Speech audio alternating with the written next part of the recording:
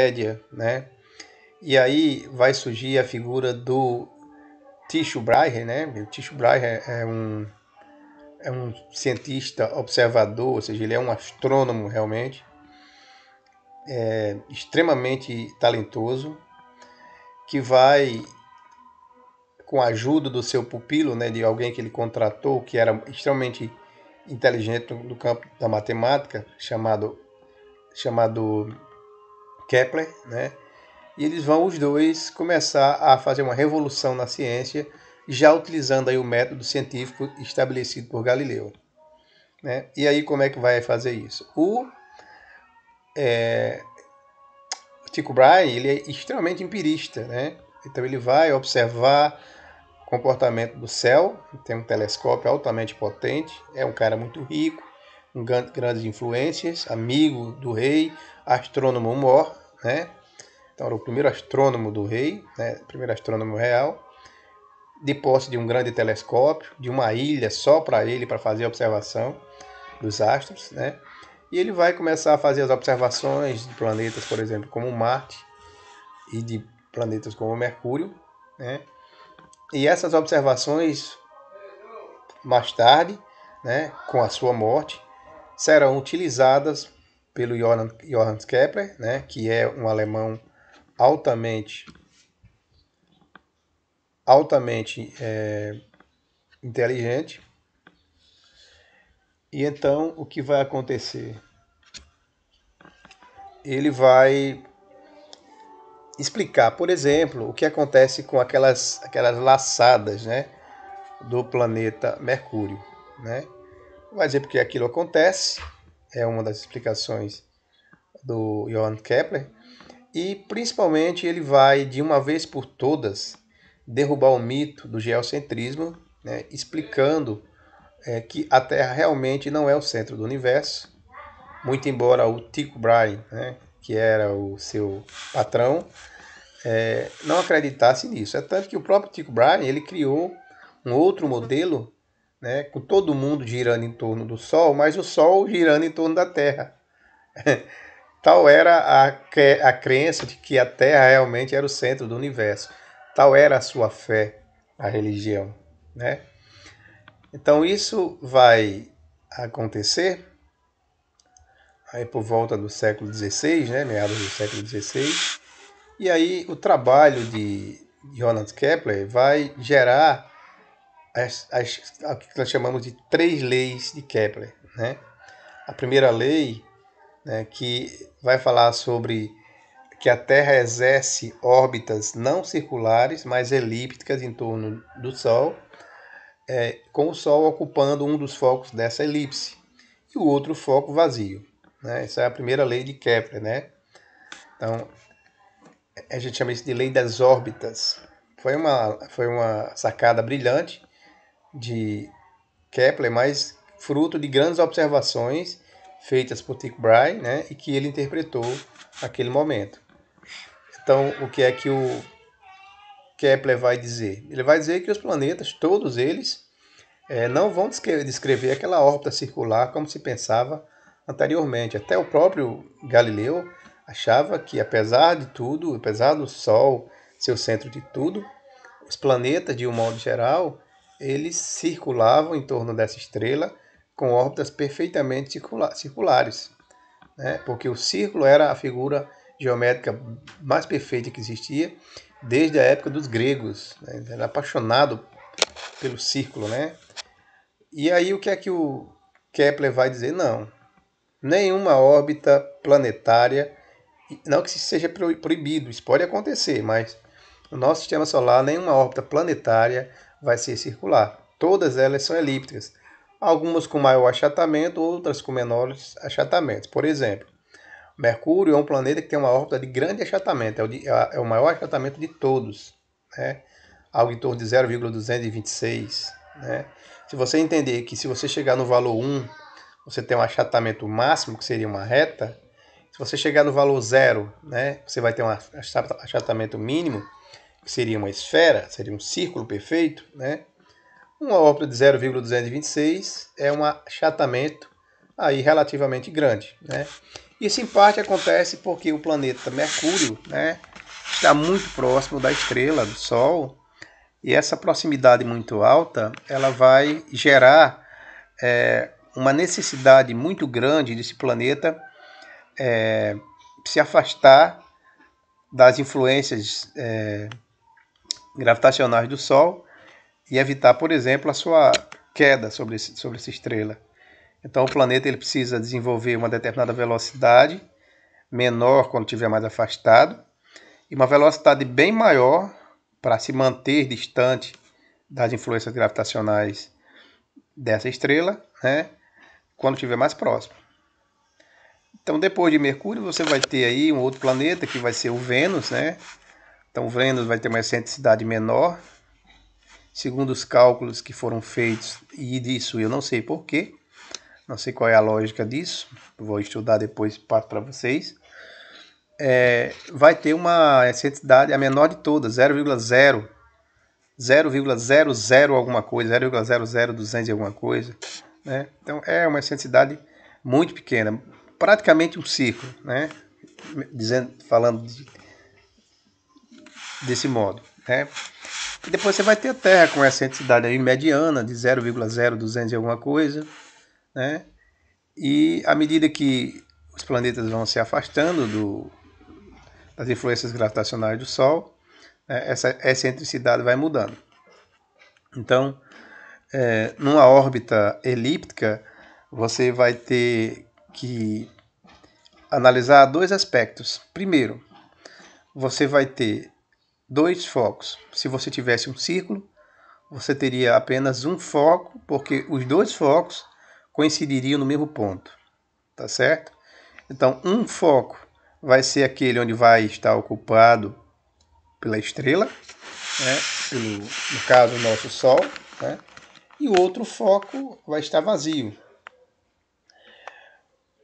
Outro aspecto, ao movimentar-se em torno da estrela, né, o planeta, seja ele qual for, ele vai desenvolver um movimento uniforme variado. Ele não vai desenvolver um movimento uniforme, porque se o movimento fosse uniforme, seria um círculo. Como é uma elipse, o movimento tem que ser uniforme variado. E o que significa isso, professor, na prática? Na prática, significa o seguinte: quando o planeta está numa posição mais afastada do Sol, o que nós chamamos de afélio, certo? Afélio de afastado, afastado do hélio, hélio é Sol, né? Então, quando o planeta estiver nessa posição, a sua velocidade vai ser mínima. Por que vai ser mínima? Porque ele não vai precisar de tanta velocidade para fugir das influências gravitacionais do Sol. Como é isso, professor? É assim,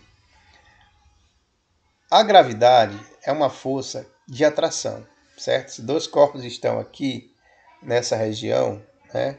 Um está aqui, o outro está aqui, esses corpos eles estão interagindo um com o outro, né? No movimento aí rotacional e translacional, tá certo? Para que é que eles precisam se movimentar?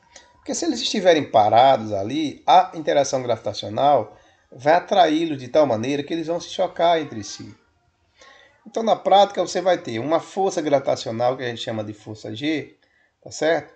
E uma força centrípeta, que é aquela força que faz o planeta estar girando lá sempre na perpendicular, né? Na tangente, melhor dizendo. Ó. Tá aqui a estrelinha desse dedo aqui, certo? E o planeta está fazendo isso, ó, tá certo? Mas ele está querendo fugir, é um movimento assim, ó, como se ele estivesse fazendo isso. O que acontece é que a força gravitacional não deixa ele passar reto. O que acontece? A força gravitacional vai fazendo com que ele faça curvas aqui, ó.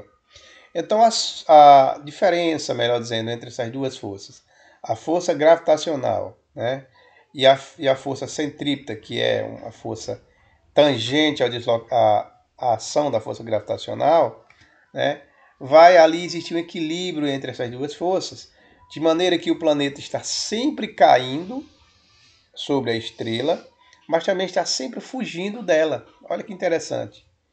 Tá certo? Então, para ele se manter ali a uma certa distância, ele precisa estar sempre fugindo daquela interação gravitacional. Isso nós chamamos de força centrípeta, que é a mesma coisa de força gravitacional. Então a força centrípeta e a força gravitacional, você pode dizer que são a mesma coisa, tá certo? Então quando o planeta está mais distante, né, essa força gravitacional ela é menor, porque a distância aumentando diminui a força gravitacional. Quanto mais distante um corpo estiver do outro, menor é a força gravitacional. Resultante, essa diminuição da força gravitacional diminui a aceleração do planeta. Diminuindo a aceleração, diminui a sua velocidade. Né? A gente chama de velocidade orbital, tá certo? Então, o que é que vai acontecer? À medida que esse planeta for se aproximando do centro da estrela, ou se aproximando do centro dessa órbita, né? Está aqui o centro da órbita, e o planeta ele vai se aproximando, significa dizer que a interação gravitacional também vai aumentando. Se a interação gravitacional aumenta, aumenta o valor da aceleração, aumenta o valor da força centrípeta, né? Que é aquela força que faz com que o planeta procure se manter sempre na tangente em relação à estrela, tá certo? Então vai acelerando para se manter a uma determinada distância, né? Mas mesmo assim o planeta vai se aproximando da estrela, né? À medida que o planeta vai se aproximando da estrela, ele precisa aumentar a sua velocidade para fugir dessa interação gravitacional. Quando ele chega no ponto de maior aproximação, a sua velocidade orbital é máxima. E aí, para que ele consiga vencer essa atração gravitacional exercida pela estrela, ele precisa aumentar a sua velocidade, né? Então, para ele fugir daquele campo gravitacional. Naquele ponto nós chamamos de periélio, né? Que é o ponto onde o planeta está na sua maior proximidade da estrela. Aí, aumentando a sua velocidade, ele começa novamente uma jornada, né? E essa jornada com aumento de velocidade vai fazendo com que ele fuja, né, cada vez mais da interação gravitacional do planeta, se afastando da estrela, se afastando dessa estrela. Tá bom? Então é assim que Kepler vai explicar a primeira lei, a sua primeira lei, que a gente chama de primeira lei de Kepler. Ok? Então na primeira lei de Kepler você vai ter uma órbita elíptica com o Sol num dos focos. Você vai ter um periélio, que é o período onde o planeta está mais próximo da estrela. E você vai ter um afélio, que é o período onde o planeta vai estar mais afastado da estrela. Né? O planeta que tem menor excentricidade, que tem maior excentricidade, melhor dizendo, é Mercúrio, porque está mais próximo, né? E o planeta que tem menor excentricidade é Vênus, né? Com excentricidade de 0,00,200 e alguma coisa. Ok? A Terra está ali em 0 ponto alguma coisa. Não é um planeta 0,0 alguma coisa, melhor dizendo. Não é um planeta que tem uma excentricidade nem muito grande nem muito pequena. Tá bom? Então essa é a primeira lei de Kepler. A segunda lei de Kepler a gente chama de lei das áreas, né? Por que é chamada lei das áreas? Porque Kepler descobriu que em qualquer ponto que o planeta tiver e você traçar uma linha reta entre o centro do planeta e o centro do Sol, né, e você pegar essa linha reta e você fizer como se fosse um cordão assim, né, esticado, e você fizesse traçar, né, de um ponto X a um ponto Y, formando uma espécie de cone, né, ponto Y, ponto X a um ponto Y, né, dentro daquele tracejado que você fez ali, você vai criar uma área, tá certo? E essa área, ela é varrida pelo planeta num tempo, num intervalo de tempo, igual a qualquer outra área num ponto que você quiser lá na frente. Por exemplo, você fez isso aqui numa félio, você fez uma tracejada aqui, né? Digamos que você pegou ali um terço, pegou menos, pegou um quinto, né, da órbita e tracejou, né, de maneira que você criou ali um cone pintado de branco ali. Você mediu aquela área e você gastou um tempo X para fazer aquilo, tá certo? Você está num afélio. Aí você foi lá para o periélio, você marcou o mesmo tempo que você usou lá no afélio, fez o mesmo tracejado. Quando passou aquele tempo, digamos 3 segundos, né? Aí você parou. Se você for medir a área que você mediu lá no afélio vai ser igual à área que você mediu lá no periélio, desde que os tempos sejam iguais. Se você gastou 3 segundos para fazer aquela varredura no afélio e gastou 3 segundos para fazer aquela varredura no periélio, significa dizer que as áreas que você vai medir para os dois movimentos lá, para as duas situações, vai ser a mesma. Então isso nos leva a concluir que para que a área seja varrida, a área de um seja varrida no mesmo intervalo de tempo que a área do outro, você só pode admitir que para que isso aconteça, as velocidades de uma e de outro lá sejam diferentes. Claro, né? Se eu, por exemplo, estou mais distante do planeta Terra, do Sol, né, e eu gasto 3 segundos para varrer uma área da órbita daquele planeta, aquele espaço, aquela corda que eu vou percorrer é bem menor do que a corda que eu vou percorrer lá do outro lado. Mas se eu for medir as áreas serão a mesma, porque as velocidades serão diferentes. Ou seja, se eu estiver mais afastado, eu vou varrer essa área com uma velocidade menor. Se eu estiver mais próximo do Sol, eu vou varrer essa área com uma velocidade maior. Quando eu meço essas áreas, o valor das duas são iguais. Então é isso que quer dizer a segunda lei de Kepler. Tá certo? O planeta varre áreas iguais em intervalos de tempos iguais, porque as velocidades as velocidades areolar, né, com que eu varro essas áreas, são diferentes. Ou seja, quanto mais distante eu estou da estrela, menor será a velocidade areolar. Quanto mais próximo eu estou da estrela, maior será essa velocidade areolar. Tá certo? Então é isso que quer dizer a segunda lei de Kepler. E a terceira lei de Kepler, que é a grande obra de Kepler, aliás, ele desenvolveu essa terceira lei 10 anos depois que ele desenvolveu essas duas primeiras. Ele nem era bem conhecido na época, porque as duas leis que ele desenvolveu já eram leis bastante evidentes no campo da física, né? Da astronomia. Mas a terceira lei ela foi de extrema importância, por quê? Porque ela permitiu você descobrir, por exemplo, o tempo de órbita de um planeta, a distância de que um planeta está da sua estrela, né?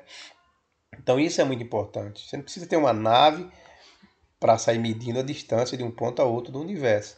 Basta você entender essa lei que você determina, né, o valor da distância e do tempo que o planeta leva para completar a sua órbita, desde que você esteja num sistema planetário X, porque para cada sistema planetário você vai ter uma constante diferente. Então, basicamente, essa lei, né, vai ser descrita da seguinte maneira: se você pegar o período de um planeta e elevar esse período ao quadrado e dividir esse período ao quadrado pelo raio, ou seja, a distância média desse planeta à estrela elevada ao cubo, isso vai ser igual a uma constante K, ele chamou de constante de Kepler, tá certo? Ou seja, se eu pegar o período do planeta Terra, dividir pelo raio da distância, ou seja, distância média do planeta Terra ao Sol elevado ao cubo, eu vou encontrar um valor 1, por exemplo. Se eu fizer esse mesmo procedimento para Marte, eu vou encontrar o valor 1. Se eu fizer esse mesmo procedimento para Plutão, eu vou encontrar o valor 1. Professor, e se eu fizer esse mesmo procedimento para a Lua? Bom, aí você vai encontrar um valor diferente. Por quê? Porque a Lua não gira diretamente em torno do Sol. A Lua tem uma órbita em torno da Terra. Eu estou falando para planetas que estão associados orbitalmente ao Sol. Para a Lua, você vai encontrar uma constante K mas diferente da constante 1.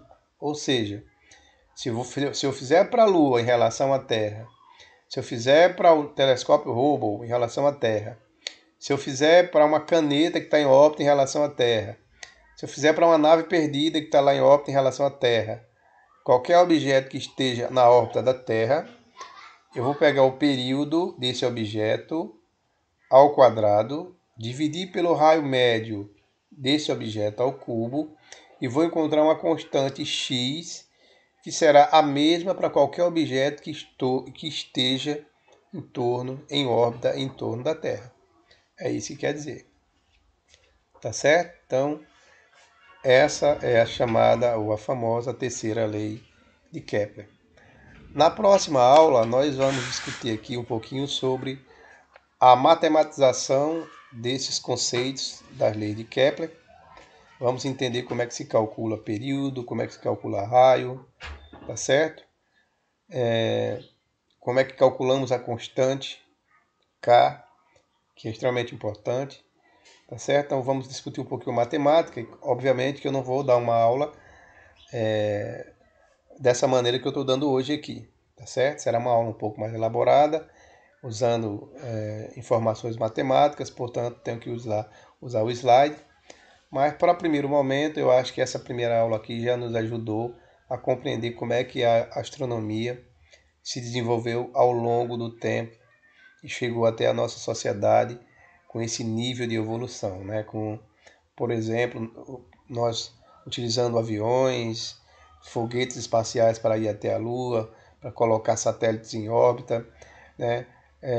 Colocando sondas espaciais para observar o Sol e outros planetas, né?